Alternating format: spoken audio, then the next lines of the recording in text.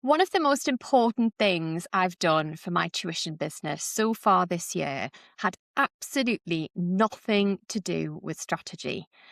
It was sitting in a room, not a conference, not a training session, not even a particularly long meeting. It was just being in the same room as people I've worked with for over 5 years now. And if I'm being really honest, I'm still trying to work out why it took me so long to take that step and finally meet in person.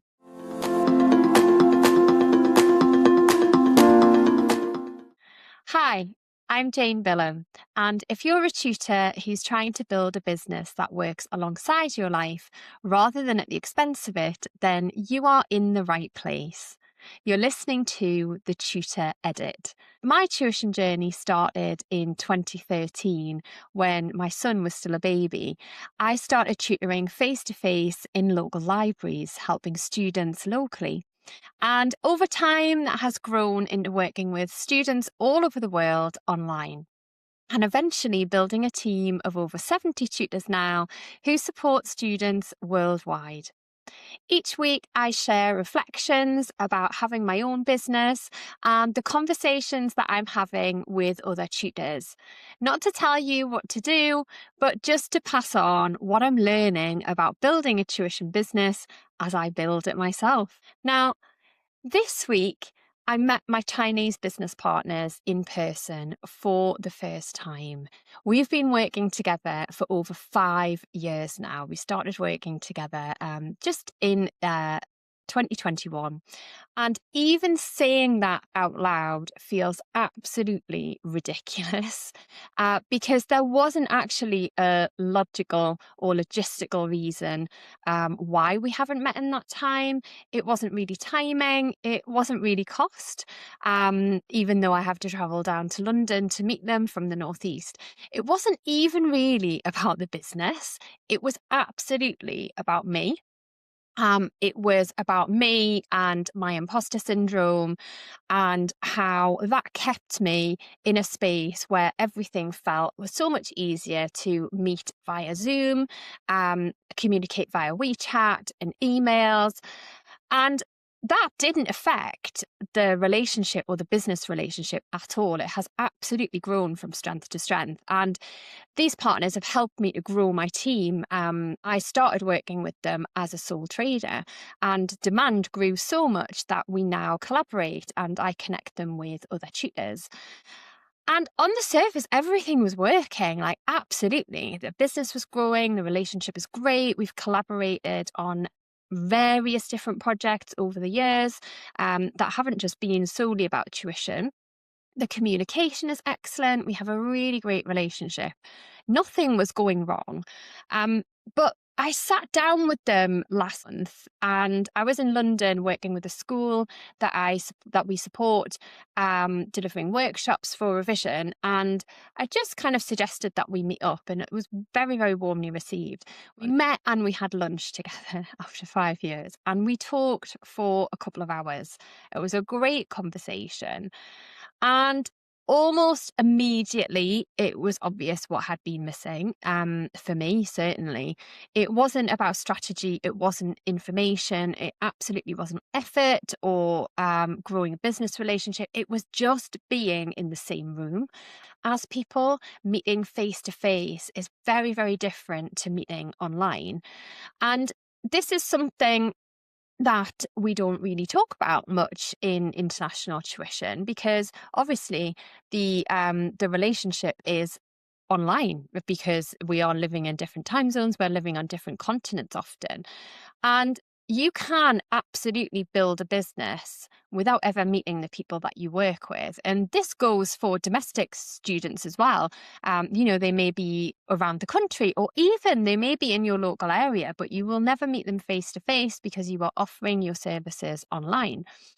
And this absolutely works. It's definitely worked for me. It works for loads of other tutors that I know until you have that realization that actually it could feel completely different if you had the opportunity to meet in person. It can strengthen that relationship.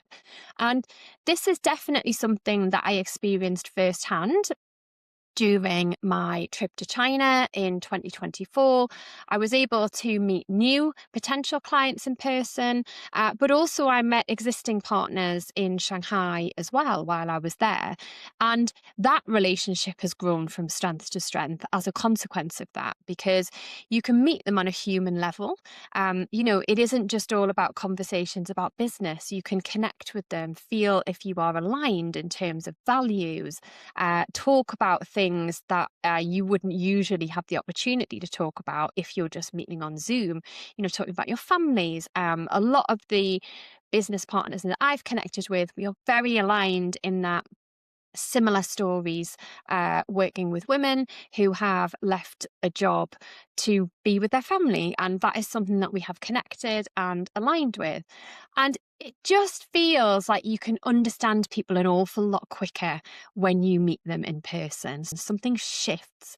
Conversations feel an awful lot easier. You can build trust so much more quickly. And it doesn't feel like something that you're actively building. It just kind of happens through genuine, authentic conversation.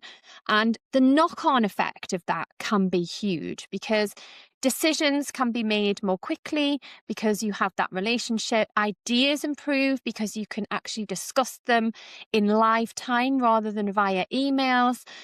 Opportunities can absolutely open up. And that's definitely been my experience. Not just because you've changed maybe strategy or gained an insight, but because you've moved from being someone they work with online to somebody who they feel they actually know. And that can create a real shift in a business relationship. Now, you can have conversations in person that can take months to build online.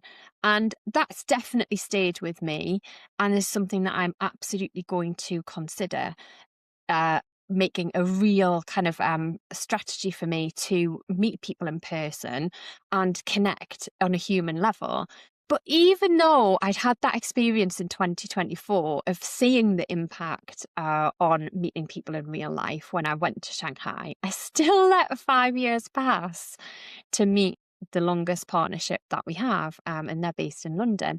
Now, I still let that time pass, and that says a lot about my mindset, because sometimes the things that can move your business forwards aren't really necessarily the complicated, strategic, technical decisions.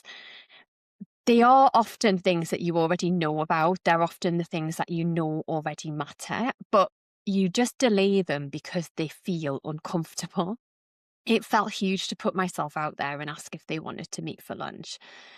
So I delayed it. I told myself, oh, I don't need to do that. And, I don't need to travel down to London and meet people in person. I can do it online. And technically, absolutely, that's absolutely fine.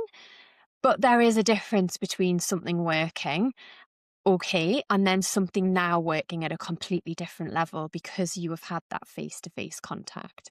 And we did speak an awful lot about so many things in that meeting, and so many other opportunities have come up as a consequence already, and it's only been a matter of weeks.